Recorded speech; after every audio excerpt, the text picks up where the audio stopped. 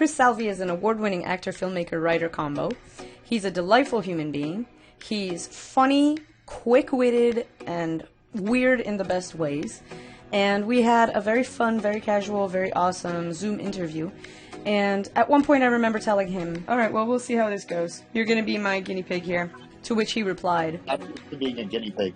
Because he's just that cool.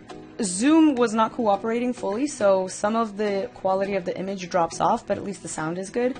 And we actually started earlier in the afternoon and then went till past sunset talking. So you'll see towards the end that it's really dark, but like visually, not topic-wise, although maybe. So have fun. Please enjoy my interview with Kris Salvi. Recording in progress. Okay. Yeah. There's a weird man on my property taking pictures. Great. What? Like, why? What was he doing, Sam? Who is it? He's taking pictures. Oh, he's an Amazon. Oh, he's a delivery. They took pictures. They all say. Yeah, is that what they all say? I just saw him out of the corner of my eye. He was standing on my property taking a picture. It's just where I live. It just happens all the time. Okay, I got a whole bunch of questions for you. Okay. Questions. How did you get started in filmmaking? How did I get started in film? Out of the gate, right? I think it was honestly one big accident. Oh, do tell. I really do. I love a good origin story. Let's go. All right. Well, I always wanted to be involved in the making of movies, either acting in movies or writing movies or directing movies ever since I was a kid. And my parents would take me to the theater and I would watch a lot of TV. My parents left me alone a lot, so I watched a lot of TV. And when I was younger, there was a channel that was just coming out. Everybody knows it now, but it was called AMC. And back then, AMC was like what Turner Classic Movies is now. It played all the older movies. And I didn't know. I thought all these like older movies I was watching were new, like Cagney and Lace and Dial M for Murder was on all the time by Alfred Hitchcock. Duel in the Sun was like they played Westerns all the time. So like I really fell in love with Westerns. And I think I got involved really, quote unquote, seriously making films probably when I was in college. That's when I took like film class. Okay. And back then we didn't learn on digital. We learned on 16 millimeter film. So we had to, put the film stock in and we had to edit by actually cutting the film and stuff like that. I think that's probably when I really started seriously getting involved with filmmaking. And then afterwards I took theater, and then I did theater for a really long time, caught the acting bug. And then when I graduated college. Yeah. There's the story. Yeah, my friend told me, he said, I got a bunch of people that are like, they graduated film school and they don't know what to do. And they've got cameras and we should just go and start making like these little films. So I started acting in all my friends' like movies, and we did skit comedy shows sometimes. And so that was the beginning, I guess, of like really getting involved in film. But I didn't mean for it to go that way. I just thought like, okay, I'll go and do theater and take a film class and that'll be it. Like, yeah. I'm in films. And then slowly kind of started seeing the rise, I guess, of New England film. Yeah, I see. It's a long drawn out answer, but no, because that's interesting. Like it started for me in college as well. And it was sort of an accidental thing. I was literally like, I was not studying film. That was a noli me tangere for me in my house. Yeah, I didn't really know what I wanted to do, but I know I wanted it to somehow involve movie making. And yeah. I don't think I ever really looked at it as, I'm going to get a lot of flack for saying this if you put this together, but I didn't really look at it as like a profession. I was just like, I just want to make movies. We're going to make movies. That's what I'm just going to make movies. I thought it was so simple and cheap. And at the time it was, but yeah, not anymore. That's so funny. Yeah. It depends on the quality. I think back then it was even more expensive depending on the quality of what you were making, right? I know in college we didn't really think about it because everything was from the school. Yeah. So we didn't really think about like our budget or anything because we had all the equipment from the school. So in film school, they didn't even really teach us anything about budgeting or below the line or any of that shit. Like we just thought people pick up a camera and go make a film in their backyard. That's And so interesting. A lot of kids are in college right now and they have access to their amazing AV departments and they can rent something out. And some of them may know like the running value of XYZ equipment that they have, but to really viscerally understand that this isn't free and then to understand how to budget when you're out of school and no longer have access to that. I remember sitting in college and I remember thinking, oh man, this is gonna last forever. You got that feeling of like eternity, right? Years last yeah, longer when you're that young, you know? So yeah, to really hammer home how to do that, that's a good life skill that I hope colleges are, doing now, serving yeah. that. This is gonna sound fucked up, but it's gonna sound believable. I never really listened to my teachers. I just always was the type of person where I was like, I'm going to make whatever I want to make. I want to make whatever. My film teacher hated me in college. He hated me, and everyone in my group hated me because all I wanted to do was make movies that were almost like a recreation of 60s and 70s films. I wanted to make like Sam Peckinpah movies. I wanted to make like Robert Altman movies. I wanted to make like Sam Fuller, Don Siegel movies, like bang bang, shoot 'em up, mindless, like action type flicks. And everybody else wanted to make like really serious, depressing stuff. Oh, And I always remember my group. Like I remember one day we were editing a scene that I had did. It was a directing assignment. It was only like 3 minutes or so, and we needed two actors in one location and we needed to incorporate a holiday. So I said, okay, it's Christmas time. And this one guy is stalking another guy and he wraps a pipe in a newspaper and hits him over the head over and over and over again. And we're going to set it to, I want a hippopotamus for Christmas. And I remember screening it. We cut it and we edited it, and we're in this dark room. And I hear in the background, I just hear like, and we turn the lights on and it's my editor and he's crying and I'm like, are you okay, man? This must mean it's good. And he's like, no, you just ruined everything that cinema stands for. Oh yeah, I was like the B. They looked at me as if I was like the B movie director. They were like Kris is gonna go on to make films about Fitchburg and B movies, which I guess they were kind of right, Sam? Yeah. Yeah, yeah, yeah. oh my gosh. Oh, that's hilarious. You broke somebody. I broke all their hearts. Oh my Oh no. God. I remember telling everybody, I remember each time I gave them a script, they were like, this is stupid. This is dumb. We do not want to do this.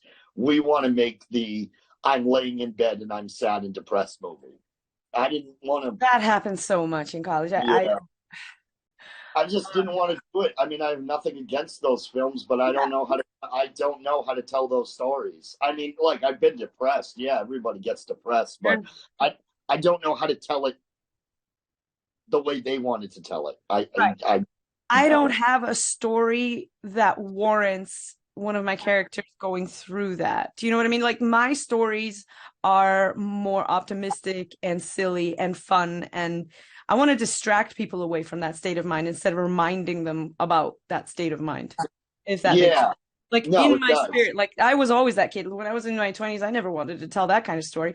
Me and my Yeah. sisters were jumping around in our backyard like doing a dance like on the improv in the middle of our street, watching out for cars that are driving by. Like it was random AF. Like my sister, I Yeah. forced her to wear like this mustache and she was so game. Like she was Oh like, my yes, God. I'm down.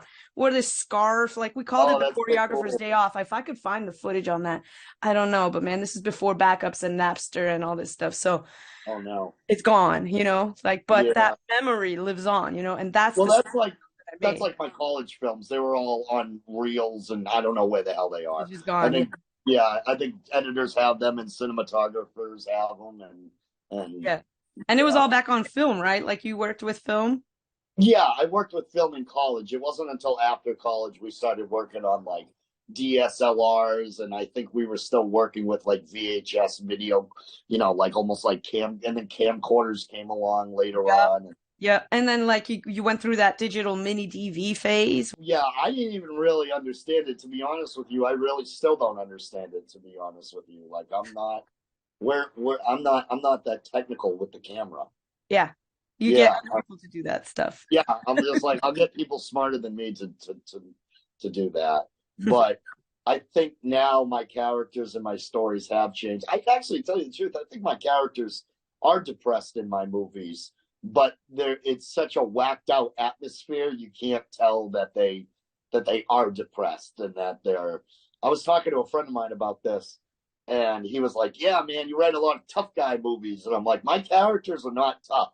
Yeah. All my characters, they all whine and complain. They can't deal with like the regularness of life." Well, without spoiling anything, I'm going to bring Step Right Up into the equation because that one's about a guy who is on the hunt for a coffee maker, and he's standing up for himself, and he's going to go get that damn coffee maker. But at the root of that character, it's so very obvious to anybody that's paying attention. No, it's Yeah, obvious to anybody that's seeing it that this guy is slightly unhinged. The coffee maker is not the problem that he's trying to solve. The coffee maker is just an avenue that that's he's trying to win. He's just trying to get a win in his life. Like, because everything else around him is falling apart. You very clearly put that into the script, the story, the acting, yeah. everything. Like, it's so obvious. Everything else is going to crap, but by God, he's going to get this dang coffee maker because it's the one thing that's going to go right for him. That's right. Yeah, that's right. And I think that is just a relatable story that I think anybody can watch that and go, "Oh, I've had that day." They might not necessarily say, "Well, that's my life," but they can say, "I've had that day." Right, exactly. Because they're going to try to make their own win if they can't find one around in their circumstances. Yeah. That's right. Yeah. Yeah. And it's It's such a good story, too. I like it. But yeah, that's the kind of. I love that because your characters are always three-dimensional. And everybody, like you said, like everybody gets depressed and everybody has their life stuff going on. And the way you write your characters is no matter what weird setting they're in, it is, it feels real. Like that giant guy that you were playing, the guy with the giant cowboy hat, like that was Big weird. Dave. But Yeah. the guy that he was talking to was very real. Yeah, well, I don't think it really honestly has anything to do with my writing. I think it honestly has to do with the great actors that I hire. I mean, Justin Tebow is a fantastic actor. He's one of the best around, in my opinion. And I've been working with him for years. And Step Right Up was a story that we like. I mean, I feel like we've clicked on almost every story, but that Step Right Up was special, and I think he related to the character, and I think he knew where I was coming from with it, and we spent a lot of time on it.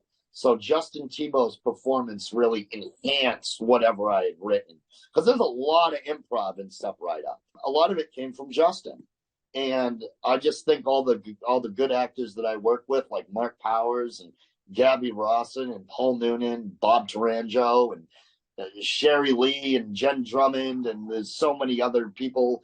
It's really them. They're the ones that do all the work, not me. I love it. I know half those names too now. Before 2 years ago or so, I wouldn't have known any of those names. But then I went to my first film festival, and that's another reason I tell people to go to film festivals in their area because it's like it's a way to meet people. It's a way to see other people's art and to see other people's worldview. But it's also like shockingly a very fast way to get to know some people. It's a good way to collaborate and network too. And like you might have trouble trying to get your film and go, well, I don't know anybody. You can go to a local film fest and you can connect with someone there who may or may not help you. That's how I met a lot of people. That's how I met Sam.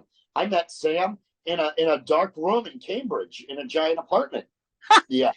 Sounds good, but also brings up a few questions. What were we doing in a dark room in Boston? Yeah, we were summoned there. And By a spell? I guess you could call it that. Yeah, it was the cosmos working within our favor. You appeared in a ring of runes surrounded by smoke going, how did I get That's here? right. Yeah. Who knows my true name? He was the only cool one there. Everybody else was kind of a whack job and not a good whack job. Yeah. Everybody else there was like, yeah, yeah. Remember, there was a lot of weirdos there, right? So I have another question for you. Explain to people who may not know, because I'm going to tag your channel in this. Explain to people why Rik Silvas. Oh, why Rik Silvas? Okay, all right. So And for are you the going to first, change it in the future? So it's a two-part question. Because I now that don't know. you're winning awards, you might want to put your films up. You want maybe I that's your real mean, name or here's the thing. Rik Silvas is in my Gmail, and Rik Silvas is also in my YouTube page. And my YouTube page is connected with my Gmail, so it's just I think it automatically just went to Rik Silvas. But oh, I see. Okay. I'll tell you why Rik Silvas, because Rik Silvas is just it's Riksilvas, and Rik Silvas is just an anagram for Kris Salvi. And I think I might have told you this before. Um, when I was younger and I was going on auditions, there was another kid in the area who was an actor, and he had a really similar name. And I can't remember. His name was either Kris Silva or Kris Slavi or something like that, but it was Chris. So I would show up to auditions and I'd be like, I'm Kris Salvi. And they'd be like, you're not Kris Salvi. I know who Kris Salvi is, and you're not him. He's taller, he's better looking than you, he's blah, blah, blah. You're not him. And I'd be like, no, I'm Kris Salvi. But they would confuse me with this other kid who had this really similar sounding name. I used to get job offers and people would hire me, and I would show up on set and they would go, you're not Kris Silva. Oh my God. You're not him. So what I did to change it was I was like, all right, fuck it. My name isn't Kris Salvi on my Gmail anymore. It's Rik Silvas. And then when I show up, I can tell them that that's just a Gmail email name and stuff like that. But then I really screwed myself, because then I started showing up at auditions and people would be like, you're not Kris Salvi, you're Rik Silvas. I know what Rik Silvas looks like. You're him. And I'd be like, no, Kris Salvi is Rik Silvas. And then I would show up and they'd be like, you're not Rik Silvas, you're Kris Salvi. And I don't know. And now I think I'm just like stuck with it. You want to know something? This kind of story makes me think you need to go out and get a coffee maker. You know what? I've been in that. It wasn't, I mean, Step Right Up was taken from a lot of personal real life events, but it wasn't necessarily a coffee maker. However, I will say this. A couple of years after I made Step Right Up, actually, probably last year, our coffee maker here did break. Oh, stop. It did break. It was a prophecy. I had to go out that morning and get a new coffee maker. And I was driving, and the store isn't that far from where I live. It's like 2 minutes down the street. But that just happened to be the day that they were digging up a street. So I had to do a detour. And then when I got into the detour, there were buses letting the kids on, and I was behind all these buses. And then once I got down to the end of the street, unfortunately, there was a really bad car accident. So I had to make another detour and go the long way. And I remember driving my car and I was going, I just want my fucking coffee maker. And then I stopped and I was like, oh my God, I've literally become Glenn Tavern. Life imitating art at this point. That's hilarious. Your script like echoed into the universe and came back with this form. And now I have to be careful what I write, or else hitmen from Fitchburg will be trying to kill me. You know? Not that they aren't already. Oh no. Yeah. All right, I have more questions for you. Okay. What is a creative process? What is the creative process, if there's only one, that you use for every time you're making a script? What happens first? The script, the idea, jotting down notes? Do you write it in a day? What's your process? The idea usually happens first, and it usually comes from personal experience. But I disguise it as something else. I take it and I put it into a genre. So a lot of my ideas come from things people say, arguments people I know, breakups, and, just crazy shit that's just happened to me. But what the process is this is pretty much it. What you're seeing right now, this is the process. On the porch with Sam, smoking cigarettes and just sitting around smoking, right? How long does it take for you to write a script? once you've got the idea and you've done the process on the porch with the cigarette? I don't know. It depends. It depends. Sometimes I'm a fast writer, and sometimes I'm a slow writer. I don't know. Average, I guess it probably takes me. If it's a short, it takes me a couple of days, maybe a month. But I've written scripts in like 2 or 3 hours, and that necessarily doesn't make them good. But like I think I Usually worked on. film V1, or do you usually have multiple drafts? No, I usually have multiple drafts. I just don't usually like. I usually share the final draft with everybody, but sometimes I'll share multiple drafts. But usually I'm like, okay, this is the final draft, everyone. But really, it'll be like draft 15, draft 16, Right. and but that doesn't necessarily make the ideas any better. Well, oddly enough, I mean, as far as I've written, I'm kind of in your boat in terms of like the idea stays the same, and I might tweak a word or change a sentence or fix a typo or something. But honestly, like usually what I put down, by the time I've let it percolate and done my own cigarettes on the porch process, it's Yeah, pretty much just a matter of taking dictation out of what I've already built up here. And for short scripts, that's doable to carry around in there. But right now, I'm writing my first feature, and now you've written some features too. But yes.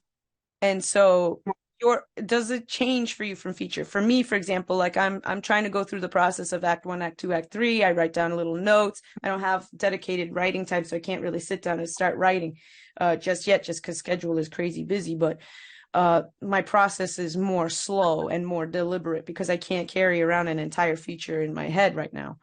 What's yours? What's your thinking? Do you write the same way for a feature or? No, my features take a really long time. My features are, I'm always going back and changing them. And I feel like I'm always going back and changing them because I feel like I'm never going to be able to make them. So I'm Mm. like, oh, okay, no one's going to fucking read this. I was supposed to make a feature this year, but it's going to be probably 10 minutes. Oh, I see. Oh, is this the one? Wait. This is the anthology one, right? Where you've got like Yeah, this is Machine multiple. Gun. This is Machine Gun Town. Yeah, yeah. Yeah, it was supposed to be a feature. We didn't raise enough money, unfortunately. So I'm working with pretty much what I have. But that took a long time to write because I just kept on adding other scripts that I had written to it and Right, because it making was it. anthology style. It's set in multiple decades and in Well, it's multiple stories. It's multiple stories, and some of the stories connect, and some of them don't. So it's kind of all over the place. The only thing that's constant is that you've got a gorilla hitman character. like There's an a actual gorilla. no, like a guy in a gorilla costume who Oh, just okay. um, I who just mean, runs around and that's kills less people. confusing because you know it's a okay. Yeah, no, he's clearly a guy in a gorilla costume. Okay. He's it's not. We're not hiding. There's no huge big special effects with this movie. Okay. Oh, speaking Yeah. of, have you ever done anything with special effects? I know that you were in Celophaeus, but I'm saying in any of your films, have you ever tinkered, even with the smaller special effects? Some of them are like really small, where you're painting out wires, or I don't Uh, know, something like we that. did some special effects once or twice with like blood splatter, and that was pretty much it.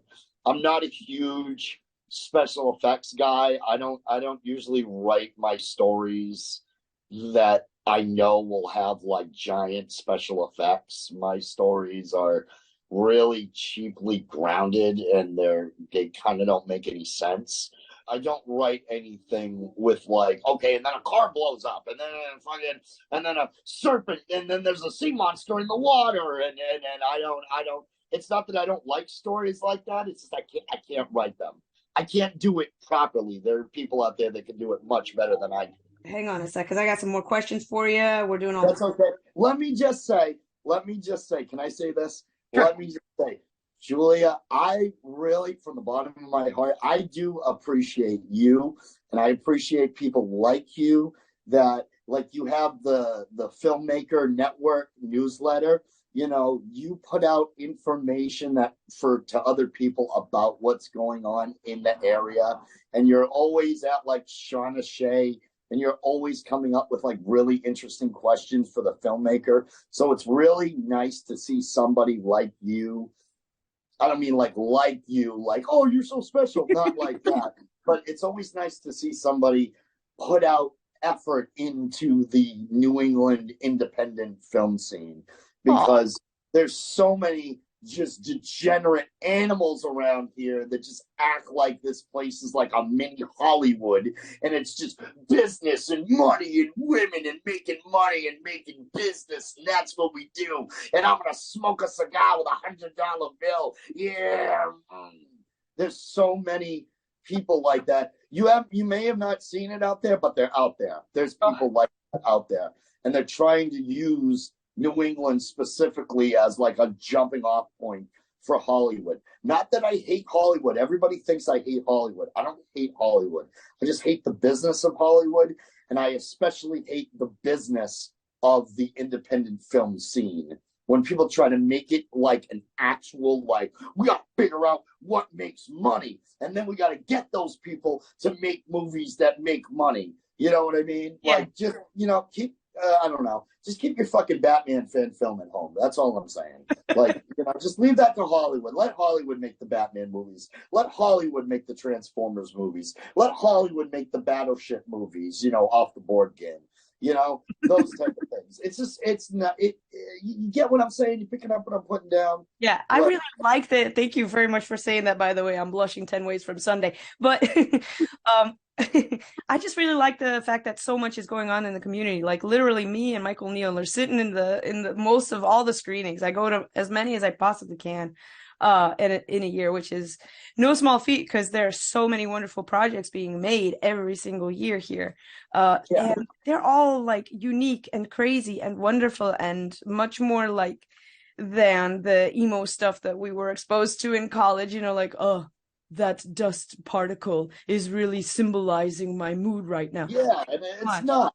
No, it's not. And there's so many great filmmakers around here. Michael Neal is a sweetheart. There's just so many great independent filmmaking artists that aren't trying to be like Hollywood. Yeah. And I understand that people need to eat and every film needs a budget and people need to get paid. And that's just it. People need to get paid, especially when there are people that do this full time.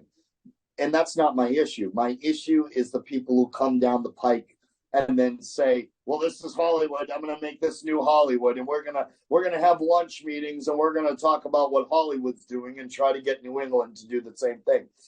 And it's never going to be Hollywood. That's the part. It's never. Hollywood is okay doing what they're doing. They've been doing it for 100 years. Mm-hmm. Let the independents be the true independents and let Hollywood be, ragtag, big business, corporate, Walmart, Coca-Cola, Hollywood. You know what I mean? Yep, absolutely. Yeah, I mean, I don't like the red tape. That's one of the things that I don't like about the systematized Hollywood is very, very, very full of red tape. And I understand that there's a place for every job and there's like a value to having one person per one job, but sometimes there's like 6 people in one job and nothing gets done. And then all this paperwork that has to be filed so everything looks pretty. It's all feeling like some of it is very performative. Like, why do I need 16 forms just to get this one actor onto my set for 3 hours? Like, I'm sorry. What is happening right now? I just want to make some art. You in, you out. Question. That's it. Yeah, I'm definitely going to get a lot of flack for saying this, but that's why I shoot guerrilla style and shoot, essentially without, permits. Yeah. I didn't say without permission. I said without permits. I'll get permission, but I won't have a permit. I won't go through all that red tape bullshit. I'm just trying to make a movie. You know what I mean? Same. I had some projects that I did actually get, I needed to get permission for, but even there I discovered that there's a lot of wiggle room that the cities, some cities, even major ones like Boston, will let you get away with without a permit per se, because if it's a small crew and it's very run and gun and it's safe and you've let the police officers know ahead of time that there's going to be an alley fight at 2 a.m. on this particular night, and you've let the businesses know so they don't freak out, you're good to go. I mean, obviously with a bigger thing, you've got bigger responsibilities with a bigger project. And I'm not saying no to that. It's just that I've not run up against that situation yet. That's the thing too, is that, I went to New York City with Justin Tebow, Gabby Rawson, Dustin Toiber, Chris Esper, and Ryan David Rogers. We made a film called A New York Minute. I saw And it. I love it.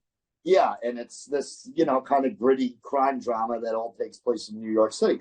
We didn't have any permits. We just went out with the camera, handheld, shot in the street, shot in all the gritty alleyways in New York City. Yep. You know, And let be New York. I remember Chris Esper said, one of the extra characters was New York itself. We just let New York be New York. All those greats in the film, we didn't script any of that.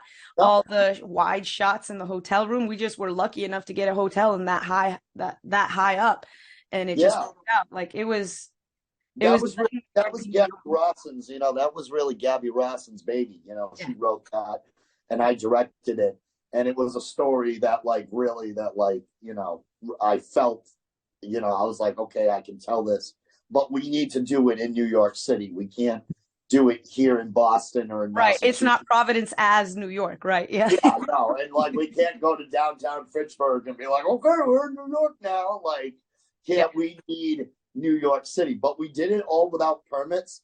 And me and Sam shot a movie called Once Upon a Lockdown. That was all in the streets, no permit. That's a little black and white gritty film that's 7 minutes long. I haven't And then, seen that one. Have you put it out in festivals or? no, that's just like a YouTube movie. That's Okay. just a YouTube film. We did it in a day. We had no money. We did a movie called Turn a Mad Dog Loose. Hmm. That's on YouTube. That's in festivals. Turn a Mad Dog Loose. That was a gritty crime drama movie, and we shot all of that in Gardner, Massachusetts. We had permission from the film liaison there, and Gardner, the city, is so nice. They're so helpful. They're just like, sign this piece of paper and you have the run of the town. It was great. It was fantastic. No permits, no red tape, no nothing. Just boom, get the camera, start shooting. It's as simple as that. I don't got time for red tape. That was Film. my issue too. So much, yeah, so much I don't have time for red tape. Like not at the risk of any of the things, because one of the earlier films that I did, a martial arts film, and I knew that I didn't want anybody to get hurt. I actually saw that happen on a college project of mine that like somebody broke his ankle and had to get pins in his ankle. Because the proper precautions weren't taken. They didn't have any sort of safety or fight coordinator like on set to prevent stuff from happening. Yeah. It was a building experience for me because I was like, I don't want anybody to have a lifelong injury that they're gonna, remember for the rest of their days and just like not be able to work or whatever. Was Dibs on Mars? Was that all? You didn't do any red tape stuff for that, Nope. right? Mm-mm. No, I got no. I was we got a friendly that doesn't look it. location and Yeah. then we just went for it because that was a 48-hour film project. Yeah, isn't it crazy? I mean, we got a whole musical in 48 hours. That's nuts. That is kind of nuts. I didn't know that. Wow, Yeah. that's amazing. That's amazing. You're an artist. You're talented. Thank you That's very much. right there. It's the one and only time. Like I wrote the lyrics in about, I don't know, an hour. And then I got Aaron Emanuel to, Really? yeah. Wow. You wrote a whole musical. Wow. Yeah, I sketched out the story in about 3 hours, and then I wrote the song itself in about an hour. It was sort of percolating. Like I was schlepping gear back and forth while I was letting it all churn in my head, like doing the writing part in my head. Because we were obviously in a very big hurry. And Yeah. then Aaron Emanuel like really took that and ran with it. Like because I had a little tiny tune in my head, but he turned it into music. So man, he's wonderful. Everybody should look him up. You must be very proud. I am quite proud. I'm like, I always wanted to do a musical. I didn't know that Did was you my, just think about that just now? Like, oh, I never thought about how proud I am of that. I yeah. would be. That's insane. That's because it's a good movie. Oh, thank you. It's Thank you a very really much. good movie. It was one of my favorites that I saw. I think when I saw it, I didn't even know that you had made it at the time. But I Yeah. remember seeing it going, wow, this is really good. And now that I hear that it's a 48-hour film fest movie, I'm completely blown away. We learned everything as we went. Like it was, thank God for editors on set, let me just say. Like Alex Cruz was there and she literally on that job learned about green screens and how to use Ultra Key and like make it work so that it looks decent. And then So was it like learning on the fly kind of we deal? had to. Yep. Wow. Yeah. So So like that's that why I was wasn't on screen a whole lot because I was doing a lot of like coordinating and directing behind, on set. And so I gave myself a tiny little cameo, but I just let everybody do their jobs, and I was just making sure that everything fit in the right places. Like that was the most directing that I ever did. would you say that that was sort of like your almost like your film school 2.0? Oh, sure. I think I learn everything on any set. Like for me, if I don't learn something on a set, I'm helping somebody else, maybe. Yeah, yeah, Most of the time, like I learn on every project. Experience is my teacher for the last 25. Because I mean, that's the takeaways. I could give you a thing that I learned off of every single project that I've ever made. Like that's one thing that, oh, this is the one where I learned how to do this. This is the one where I learned how to do that. This is the one where I know how to do this. Yeah, feet to the fire sometimes is the best teacher. What about you? I always learn the same thing over and over again on every film I make, and it's don't do this again. But I don't learn from my mistakes because I always end up doing it again. Anybody who Absolutely. anybody who knows me will tell you, be like, Kris, every time he ends a film, he's like, I'm not doing this again. This is the last one. I'm not doing this. This is way too hard because my sets are chaotic and they're insane and they're unorganized. But You need an AD, my dude. You're I definitely have the an artist AD. director. You need an AD. I had a great AD on Machine Gun Town. I had Jimmy Jackson, and Oh, it was still he was very good, but my sets are always they're just chaotic. That's just the best way I work. I can't work with like I'm weird. I can't work with structured organization. I'm an emotional filmmaker. I film emotionally. I don't have a shot list. Shot lists are for cowards. I don't really have. I have a I think light. you would be really well. Have you ever done a 48? You'd love I've, it. I've done 48s. I've done a couple of 48s as an actor, and that's a little different. That's a little different. A 48, I might be able to do better as a director, but I mean, the thing with me is that I started making films in a chaotic environment, and it's just the best way that I know how to do. I usually finish early. I finish on time. We don't usually ever go that late, do we, Sam? No. Right? Or do we? No. Am I a liar? No, they usually wrap pretty quickly. Yeah, they're wrapped pretty quickly. Yeah, so like that's just the way. Because usually once it hits a certain point, it's like, okay, it's 10 o'clock. We're done. We're done. We're going to Brothers Pizza. That's it. We're done. You know, it's over. This is over. Oh, but we have more. I don't give a shit. We're done. We're over. It's 10 o'clock. That's it. We're done. We'll come back tomorrow. We'll get this shot because I'm like a shoot 3 scenes in like 2 hours type deal. Yep. I don't go the Hollywood route. I don't think anybody does around here where they just focus on like 1.5 pages, like one day, where they take like, okay, we're gonna do.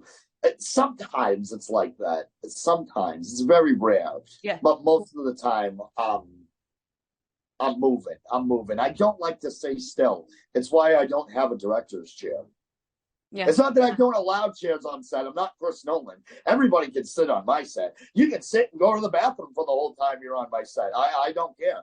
But me personally, I don't have a director's chair. I can't.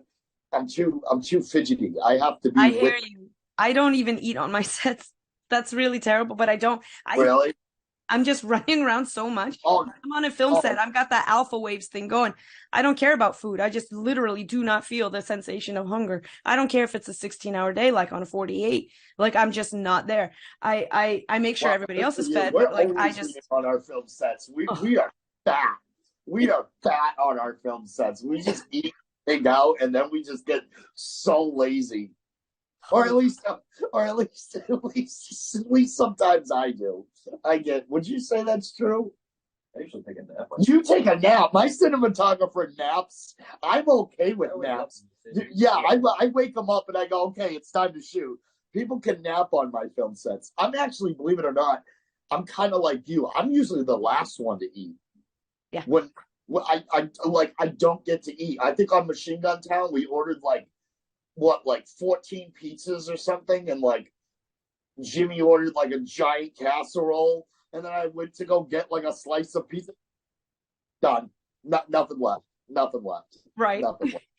And everyone's like, "Oh, the pizza's so good." I'm like, "Yeah." Well, that's good. A happy fed crew, definitely, especially in the indie world where you don't get a whole lot of pay. Like for a lot of us, this isn't even our living. Like I would say about 85% of the people that I know have jobby jobs to support this passion because Yeah, I have a jobby job. Yeah, Yep. I have a jobby job. I think a lot of people have jobby jobs. I think the only ones, I'm definitely going to get flack for saying this, but I'm letting all the secrets out today. I think the only people who don't have jobby jobs are the rich people.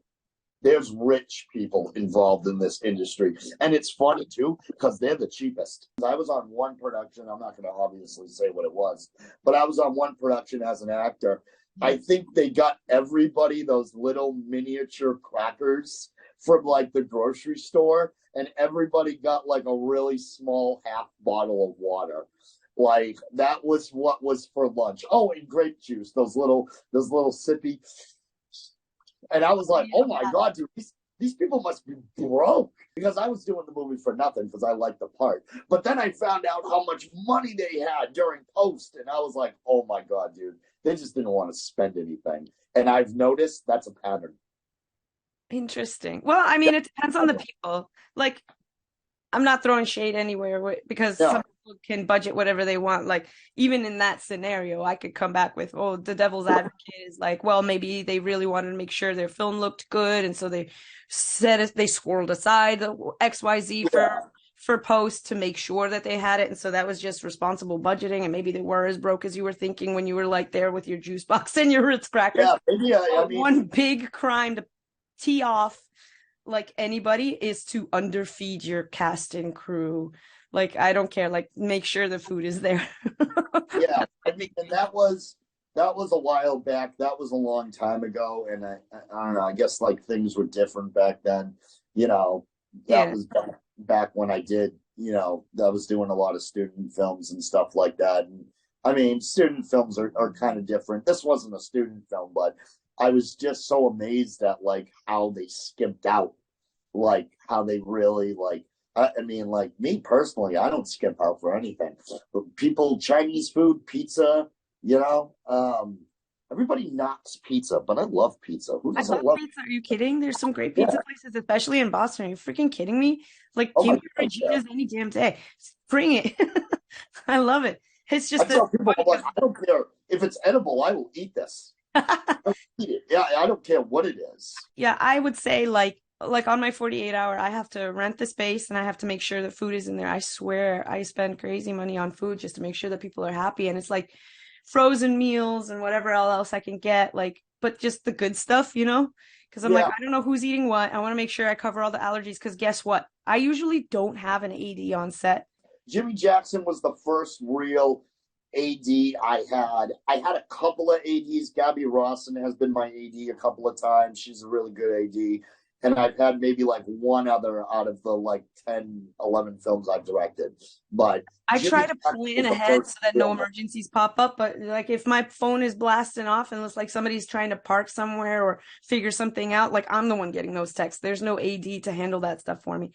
Well, that's the thing too, is that sometimes when you even have an AD, I still get people that are calling me and they're like, hey man, where do I park? And I'm like, no, call the AD, I'm busy. Right. And they're like, a solid AD is the one that takes your phone and takes those calls. Because like you don't even have to unlock somebody's phone to get that call, you know? Like if anything comes through on this number, here you go, here's my device, because I'm worried about 100 other things.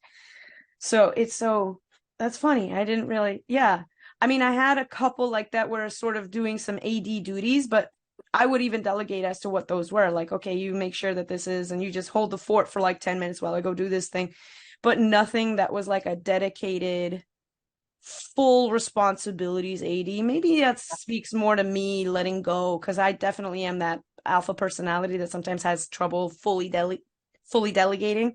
Like I've seen things go wrong so often that I have trouble letting go. The thing. Yeah, that's the thing with me too, is that sometimes I just maybe I need to like reign over the control to somebody else for a little while, because as some people like to say, nobody listens to me on my film.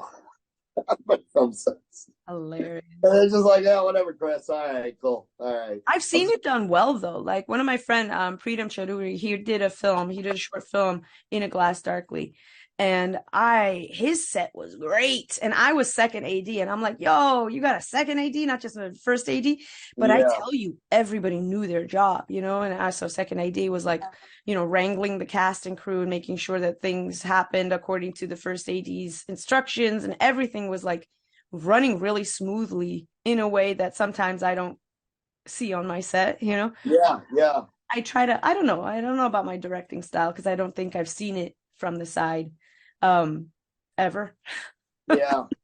That's the thing about directing and style. And I mean, I could say the same thing. I don't know what my directing style is. I can't tell you. People would say it's probably chaotic.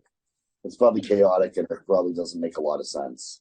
Yeah. And I definitely try to keep like a well-fed, cheerful atmosphere. If somebody needs something, they will get that support, whatever it is. Do you need a break? Do you need a line change? Do you need a different sort of light that, you know, is this too hot? I make people comfortable because at the end of the day, especially on a 48, they're there for free because that's part of the contest rules. It's like everybody shows up. They drove there for free. They made time for free. They move things around on their calendar. Some of them childcare, like for free, just to be there and to help collaborate and make something fun. And I tell you, like Dibs on Mars, the most recent one, I signed up for the 48 again this year. Oh, hey, you want in on my team? You can be an actor on my team. All right, yeah, I've got a heck of a roster already built. Oh my gosh, it's gonna be nuts. Yeah, I'll be on the roster, sure. Awesome, so awesome. Yeah. Okay, great. So yeah, so it's just so crazy, like how that set was nuts. And I feel like the biggest thing you can do is just let it go. And so everybody had ideas that they were pitching into their characters. Like, you want to wear this clown costume? You go ahead. You want to dump something on your head? You go right ahead. You want to lick that basketball? You go right ahead. Yeah, you go right ahead. Yeah. I think that's the atmosphere of my sets. I think at the end of the day, I think it's the most important thing is like, okay, let's just have fun. Let's just have fun with it. Let's not be miserable. Yep. Let's just have fun. So let's, you know, get all the creative juices flowing, and let's get everything together, and let's have everybody do what they want to do. And we'll do a bunch of takes where people are just kind of like doing whatever, and then we'll do a scripty take, and then we'll do, you know. So I think it's one for the director, one for safety, and then like as many for the actors as time allows. That's how I try to run my set. Yeah, and I agree with that, honestly. And I think my film sets, I think, are just run by, like, you know, we're having fun, we're laughing. You know, I don't like to be on a miserable set. You know what I mean? I don't like it as an actor, and I don't like it as a director. You know, and if I'm on a set as a director and everyone's miserable, well, then that's my fault. You know, and I'm sure it's happened. I'm sure people have been miserable and just not told me. Right, Sam? Yeah, you tell me all the time. Sam tells me all the time. He's like, I'm miserable. I want to go home, please. Yeah. Poor Sam. No, but Sam stays, though, for some reason. Yeah, it's a good time. Yeah, Sam doesn't have anywhere else to go. I feel like you're throwing poor Sam under the bus here.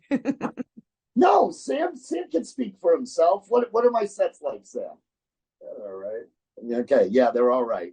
I have this feeling that's high praise. That's high praise from Sam. From Sam, yeah. That's high praise from Sam. I have more questions for you. Okay. How do you approach casting actors, especially for stuff that's like new? Because obviously by now you've got a network of people that you tap. But is there any situation like if you're casting for somebody new, what do you do?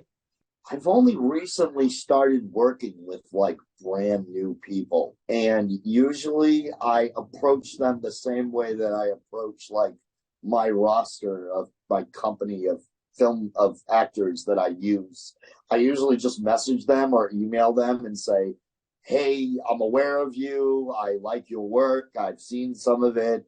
Here's a script I've written. Do you want to be a part of it? And sometimes they say yes, and sometimes they say no. I think only one ever blocked me. Now, that's true. I'm not even making that up. I had an actor who I really admired, and I messaged him one day, and I was like, hey, I really like your work. I really appreciate, you know, everything that you do. I have the script. And he said, I don't look at unsolicited materials. Blocked. Yeah. That's a little Hollywood, let's just say. That's a little princess right there. That's what that is. That's a little princess. Oh, okay. Can't message the princess. For real. Oh, Yeah, you're my agent, block. Okay. yeah, fuck that, fuck that, or Then frick let me that. send you a gift basket. Yeah, no, I'm not doing that. Uh-huh. So I think I just approach every actor the same way as I did the actors that I normally use. I message. I don't even audition. I don't audition. I say I wrote this part. I'm aware of you, and I think you would be really good for it. And most of the time, I'm right. Very rarely do the actors not end up working. But I'm working on a new project right now, and I've announced that I'm going to do casting calls for it. And I think this is the first time in years that Private Eyes Films has actually done like a Wow. Proper casting. a general casting call. Yeah, because here's the thing: some people won't tell you about auditioning. When you audition people and you get material, you probably only get maybe like 10% of like actual good audition tapes, at least in tapes. And the rest of the time, I get headshots of people that are on vacation with their husbands and wives and like home videos of them with their kids. And it's just like, no, I'm not. Okay. Yeah. I'm done with this. I'm not going to do this. I'm not going to do this anymore. That was the last time I put out a general audition. I can't tell you the amount of people that were just like, people would send me like their high school graduation video, like them walking up to the stage and getting their diploma. People would send me videos of them like cooking. Like people would send me videos of them just like in their car doing like a rant about the government. And I got so sick of it after like 3 or 4 videos where I was like, all right, I'm not doing a casting call. But this particular project that I've written and that I'm going to do this year, this is a little different because I haven't written it for anybody in particular. I co-wrote it with another writer named Rowan Fitzgerald, who's a fantastic writer. So it's the first screenplay in a long time that I've co-written with somebody. And I think maybe that's the reason why I don't actually be a certain For a particular person. Yeah, Yeah. I think you and I have a similar brain tweak slash superpower where we see other people acting in other things and it sort of sticks with us in our writer brain and we can kind of write for certain actors. I like that. That's cool. And so, yeah, I understand that if you're like collaborating, their vision sort of blends with yours and there's certain unknown territories when you got a final script and you're like, this Ella character could be any number of people, we should audition instead of having like a specific person, like freaking Michelle Pfeiffer, get her on the phone. Yeah, that's how I mean I could go down that route. I mean there are a couple of actresses that I've already kind of started talking to a little bit, but I just said I have a project and I'd like, Well, let me know. I'll put it in my newsletter. you can come audition. Perfect. I have no clue who I'm going to cast for this project. Even the men that I've written in the script. First time in years, I'm like completely. Well, that's a nice thing to shake things up and have a different experience every now and then. It's like kind of step out of the comfort zone and try something bigger. Yeah, it's something, and hopefully, getting the chance to work with people that I've worked with, and hopefully maybe some newer people because there's a lot of new actors out there that I like. New to you, right? Yeah, they're new to me. I haven't worked with them, but I like the way they look and I like what they've done. And, some of them will talk to me and some of them won't. Yeah. Next up. So actually that leads into another question. What you got coming up next? Like you mentioned this project. Is this a feature, by the way? Is this a feature or a short? It's a short. I don't know about my feature. I don't know if I'm ever going to be able to. I don't know. Features require a lot of longevity, but especially like yours, like I really liked what I saw you when you were posting stuff and updates and other people talking about stuff. Like you definitely finish it. Please find a way to finish it, even if it's like the lowest of the low budget. oh no, we're definitely finishing it. Me and so you talking about Machine Gun Town? Yeah. Yeah, no, me and Sam are editing it. And we're gonna finish it. I'm just lazy. I'll say that as a filmmaker. I'm just very lazy. I don't have a time frame with this one. There's no plan to finish it just yet. Like there's no how to. Yeah. What else you got going on? What do I have coming up next? Yep. So I've written a short. I've gone not longer. I've gone shorter. Okay. And there might be some people listening to this going, "Oh my God, Kris!" But I've written a micro short and I've been kind of hush hush on it, but I guess I'll reveal some small details about it. It's called Woman Under an Inferno Sky, and it's about a woman in the 1900s who commits suicide over the grave of her dead husband, and she ends up in a nightmarish modern day world that she doesn't recognize. So she doesn't die. She is transported, I guess, to the modern day world. And she is led through this modern day world by a character named Viego, who is somewhat based on Virgil from Dante's Inferno. So this is sort of like my modern day loose adaptation of Dante's Inferno. Wow. And it's all about really, I guess it's a supernatural religious film. And it's all about, you know, this Catholic woman in the 1900s who commits the ultimate sin of Catholicism by taking her own life, and what it means to like hold on to faith and be a good Catholic, and what happens to you when you decide to betray all that, where you betray your faith and you betray what you believe in. What kind of person do you end up as? And she's sort of taunted through the modern day world. She is, you know, doesn't recognize anything. She's not led through hell, but it's her version of what hell might be to a woman from the 1900s. Wow. Oh, I like that. Holy Yeah. And this is a micro short, my dude. What? this is like 5 pages. It's all very.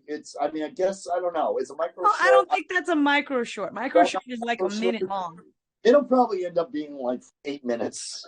That's not a micro short. That's just a short. It'll probably. I don't know. The way that I see it is I see it just all very quick and very fast and. Yeah. But I see a lot of like Dario Argento type of inspired imagery in the film, like the way is definitely going to be evocative in terms of the visual imagery. Like when I imagine like what a woman from the 1900s would think when she's just walking down the street and she just well, there's a lot of like her screaming and lights and you know, screaming. But I see a lot of red in this film too. You know what I mean? I see a lot of like red imagery, like the way she kills herself is it's different. It's still a Salvi film. There's still blood and violence and everything. Okay, there we go. Whoa, it's super dark now. Now it's getting darker. Wait a minute. Hold on. All right. There we go. Okay. I think you can you see me now? Kind of? Kinda? Might be better because then it can just be a black screen and it can be like one of those witness protection interviews where you like hold up my voice. And I'm like, yeah, I started filming, you know, years ago, you know, I was out there in the mountains with the CIA. Filmmaking Sling Blade, yes. Yeah, I was filmmaking Sling Blade. I secretly wrote Blade Runner. I'm Paul Thomas Anderson, so you can do a whole variety of things. Hilarious. Is that better? Okay. This is like kind of spooky. Like, yeah. Yes. How you doing? It's me. Rik Silvas. I'm here to bring you peanut butter and jelly sandwiches. What? And ghost stories and marshmallows and s'mores. I'm going to do the whole interview like Dean Stockwell from Blue Velvet. Thank you for yes-anding all of this. I'm just still trying to figure out this entire format. There's something else that I might try is like restream, but that requires a guest has to be on a desktop and go to a specific web browser. But meanwhile, it's kind of like back to that mentality of like point a camera and shoot and just see what happens. Like, and I didn't even think Zoom was all that popular now with the pandemic over. I know. But a lot of people are still hanging on to it too. In fact, like I haven't had in-person auditions in literal years, like years. Oh, really? Oh yeah, because I try to get a good sense of like if somebody for me if somebody shoots me a self-tape, I get a good sense of whether or not they've got a handle on the script, the character and stuff just from their self-tape. And then if they do callbacks, I usually just do a Zoom callback so people don't have to travel from all over. It's the great equalizer too. Like if you've got family commitments at home, if you live far away and stuff like that, it's a lot harder for you to audition for stuff. Just logistically. Yeah. I'm not lucky when it comes to that. Everybody wants me to come in like in person and meet me like I'm some kind of celebrity. They're like, oh, come on down, we'll have a chat. You know, I'm like, no, I'm not driving that far. Just tell me what I need to say. Right. It depends on who it is, right? Because a lot of people are still very much, I mean, in the headspace of like, I want to have like a eye-to-eye, face-to-face conversation with people and audition a person so that I can see them moving in the space. And that makes a lot of sense. Like, I get it. But at the same time, like, because of my own personal experiences, when I run the show, I definitely try to be more conscientious in terms of like, not everybody needs to drive for this. Like, not everybody needs to drive. Like, I'll get it. I understand whether or not you're a good fit. Like, I don't need to see you in the same room to understand if there's a chemistry in our conversation and stuff like that. So that's just me personally. That's my workflow. But I don't, no shade thrown. I can totally understand that. I think the only time I think I would do in-person movie auditions is if I, every callback I think would maybe be in person. But other than that, same. Yeah. Self-tape. I have no life. I'll watch it. I'll watch all of them. All the self-tapes. Give it all. Watch all the self-tapes, yeah. Yeah, same. Okay, I got a question for you. Here's one. If money was no object and time was no object, what would your dream project be? Sam, how often do we talk about what if we did this and what if we just made this? Every day. Dude, every day we talk about that. I mean, there's a couple of them. I mean, I can tell you ones that I wrote. Mm-hmm. Like, I've written a historical look at the Jack the Ripper slayings of Whitechapel. Mm-hmm. And it starts in 1888 and it goes all the way to 2008.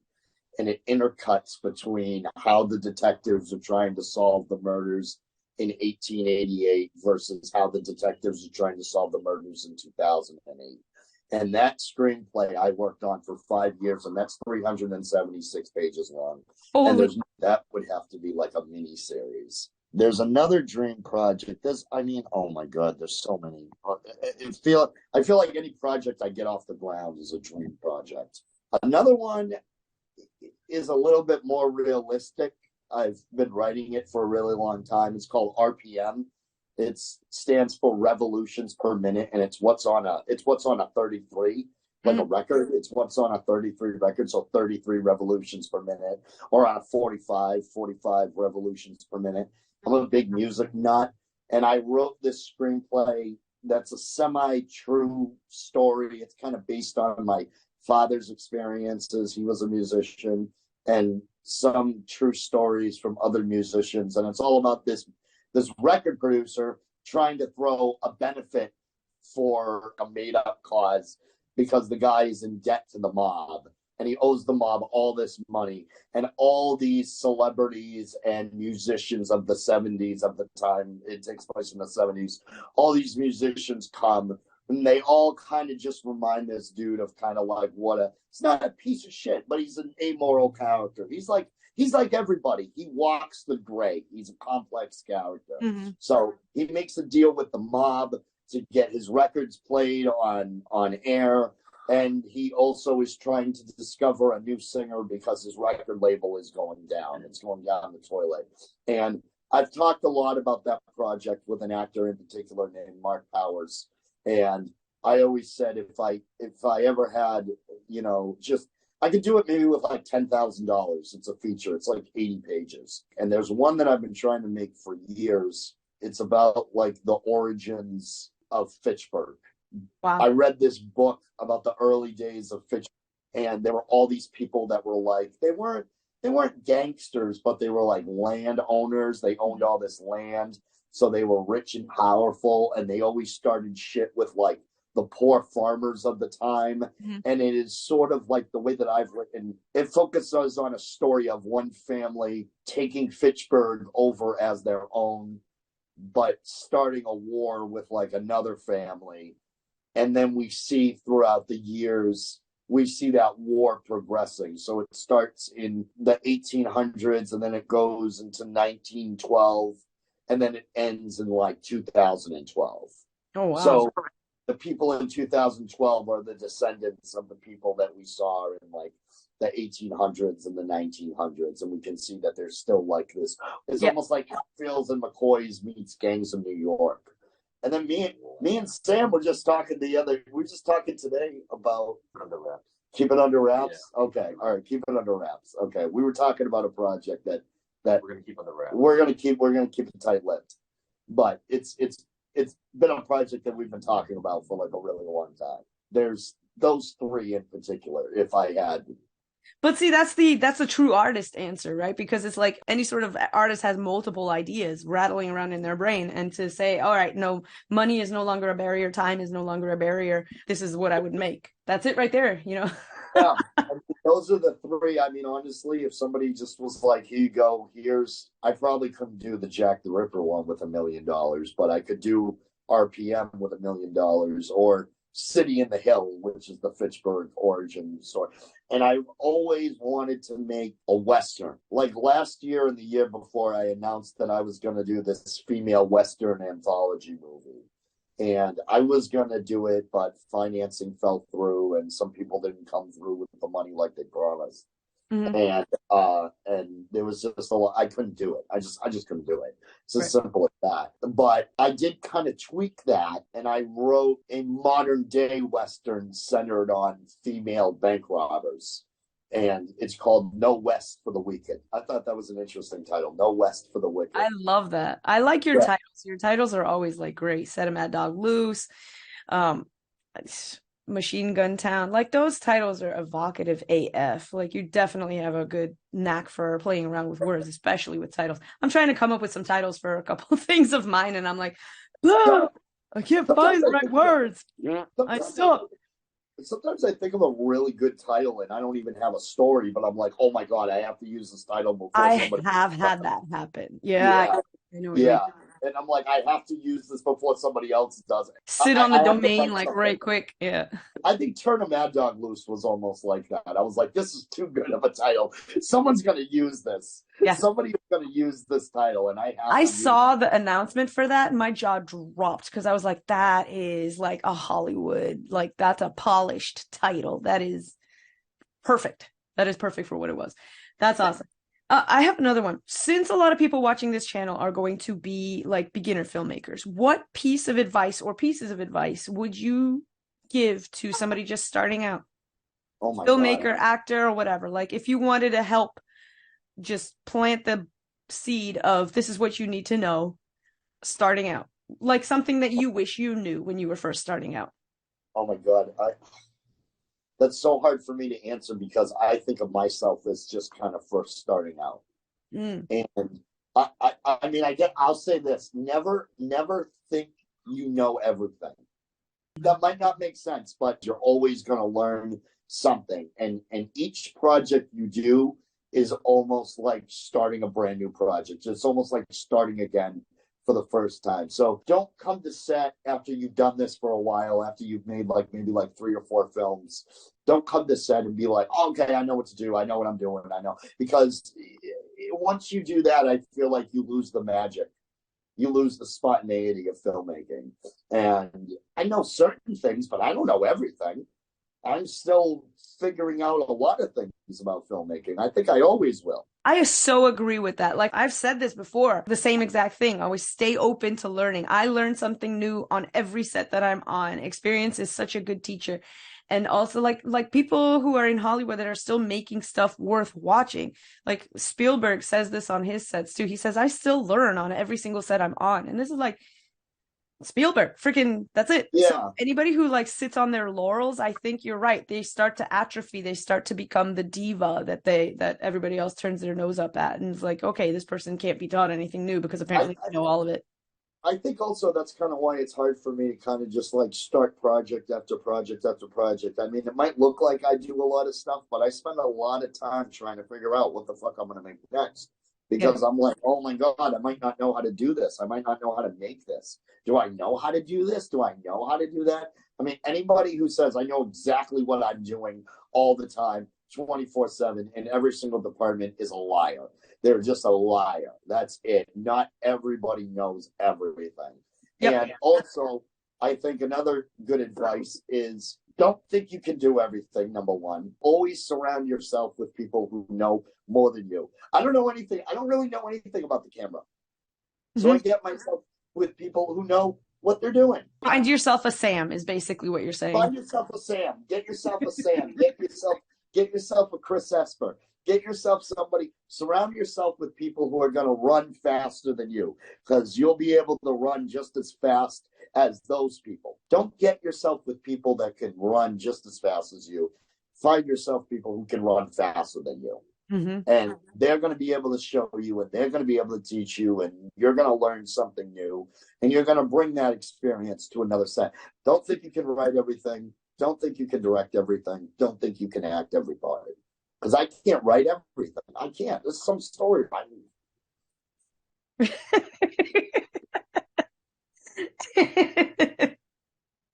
I don't know. I don't know. So yeah, don't think you're a one-man band. Yeah, filmmaking is definitely a team sport. It really is. It's a collaborative effort. You need to be collaborative with people. You need to have patience. Don't be the boss when you come to the set. Don't be the boss. Let everybody kind of be on the same page. Treat everybody with the same respect. Try to be nice to everybody. And believe me, I am really trying to learn that one. I am really trying to learn that one. Try to be nice to everybody. Because when I'm making a film, I can turn into... It's more so before I go into principal photography. It's more so before I start shooting. I am so selfish with my movies. I am so selfish with how I make my films. And I become not the greatest person on the planet.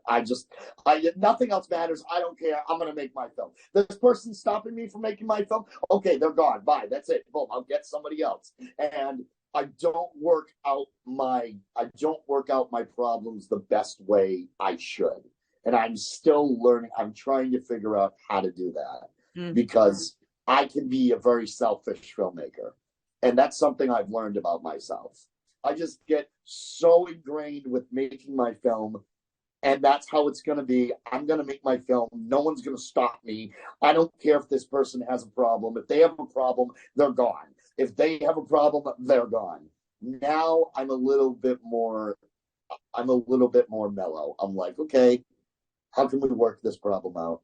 Don't do that. Just try to be on the same level with everybody else. Does that make sense? It makes perfect sense. That's not to deter anybody. I'm just trying to be as honest as I think that's one that's universal, because I've been on interviews, and I've been asking people on interviews, and one of the universal concepts, especially in the indie film community, is don't be an a-hole. Don't walk around like you know everything. Don't walk around so prickly and making jabs at people. And it's not something overt, not something like comedically, it's never going to manifest in some sort of everybody is arguing with this one person and they are clearly the villain and mustache twirling this. No, it's more about just having those subtle jabs, subtle prickles, subtle bad energy, bad vibes, bad attitude. It comes off and people remember, and people don't want to work with you anymore, and the project itself suffers as a result. It's not a good thing, because nobody is happy with around that kind of energy. And that's right. Nobody is. And believe me, take it from somebody. I've been an asshole. I've been an a-hole as a filmmaker. I've been an a-hole as an actor. Nobody wants to do it. No one wants to be around it. And I'm honest with myself. I fired people that didn't deserve to get fired. I've yelled at people that didn't deserve to get yelled at. I stopped production when I shouldn't have. You know what I mean? Now, being a filmmaker, I look at it more as a problem solver. And it's just okay, how do we solve this problem? How do we do this? You're almost like a therapist a little bit. Yeah. Okay, you're having problems with this person. The lights don't work. You got the wrong lights. Okay, the cord won't work for this equipment. The camera, it keeps freezing. Okay, you don't feel good. You don't want to be here on set. Okay, how do we work this out? Everybody needs to learn. I feel just learn. That's it. Just learn. Yep. Just learn. I mean, that's solid advice right there. I think everybody, if they carry that message around and not A, rest on their laurels, and B, walk around like they're better than everybody else, like that would make the world a better place, much less a film set, you know? It would. And that's the thing too. When you're making a film, you have to spend 5 days with people. You have to spend 5 weeks with people. You might have to spend 5 months with these people. You don't know. So don't come to set. Don't be miserable. Don't keep putting people on the bus, as Sam Peckinpah would say. Try to work well with others. Just try to work well with others. I need to learn that. I need to learn that so much. I really honestly do. Because I'm not perfect. And I'm not a saint at all. At all. No one's going to want to work with me after this interview. Oh, my God. I'll edit it nicely, I promise. Yeah, just edit it. I'm an asshole. I'm the worst singer in the world. I'll send you a little sound bite. That's the sound bite right there. Yeah, that's the first 30 seconds. Just take that sound bite. You've just become a GIF. Yeah, I've become a meme. In service of wrapping up the interview, I'm going to ask, what is one last message to the people watching at home, especially the beginners out there? Just one last little tiny bye. Don't write a script for $1 million. Write the script for $100. Write the script that's within your budget that you know you can tell.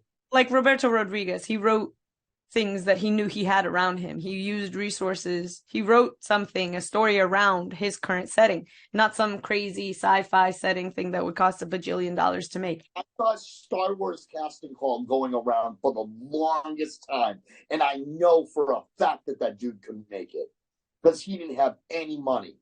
And it was like, don't do it. And don't worry about money. Don't worry about money. If you love what you do, the money will come. It might not come overnight, but don't worry about profit. Just worry about your art. Tell stories that are true to you. That's it. Kris, thank you so much. You're welcome. I hope this was fun because it was fun for me. It was a lot of fun. Oh, you're the UPS man. Yeah. I see you. That's the UPS guy. It's a very hopping place. I can tell. This is great. It's all my film props I'm getting. I already started ordering film props for A Woman Under the Inferno Sky. Awesome. Oh my goodness. So I'm pretty sure that's either the fake knives or the fake blood. Awesome. Yeah. Depends on how heavy it is, right? It might be the fake blood. It looks pretty heavy, yeah. That's awesome. I really love doing this. Did you have fun? I had so much fun, and thank you for putting up with the weird nonsense with the Zoom limit. Oh no, that was a lot of fun. Do you have to put up with my weird nonsense? No, I love weird nonsense. That's why I love the indie film community so much. You should do more of these. Is this the first one you've done? This is the second one besides Connor. I did on a live interview, but it kept clipping out, so I'm going to try to edit it more structure going forward. But yeah, I've got a whole series of interviews planned. I've got some that are in the can already. I've got an editor working on a couple. Valkyrie's coming up, and I have some that I did last year that I haven't had a chance to edit yet. So that's going to be, so I think I've got 6 in the can that are ready to go. Oh, okay. All right. Yeah, this is, didn't you have fun, Sam? Dude, Sam had a lot of fun. I had fun. This is great. And you know what? I don't do interviews with a lot of people because most of them suck. But you were really good. Thank you very much. Oh, I'm a passion. Get in a heartbeat. Well, good. I was about to say, please come back. I will. I definitely will. Yeah, and I'll have Sam with me the whole time. Awesome, Sam. It was a lot of fun. I had a lot of fun. Oh, likewise. Thank you very much. Take it easy and tell the UPS guy I said hi. And Sam. Bye, Sam. Later. Bye. Bye. Don't forget to like and subscribe if you found any of that fun or useful or entertaining or all of the above, hopefully. Join us for more interviews in the coming weeks, and I'll see you next time. Take it easy. Bye. Friendly Filmmaker is a Tuba Creations production. Don't forget to like and subscribe. Find us on Facebook, Instagram, Twitter, and Mastodon. And if you like what we do, consider supporting us on Ko-fi with either a one-time donation or a membership. Members get all sorts of great perks. Check out ko-fi.com/friendlyfilmmaker for more. That's ko-fi.com/friendlyfilmmaker. Thanks for watching.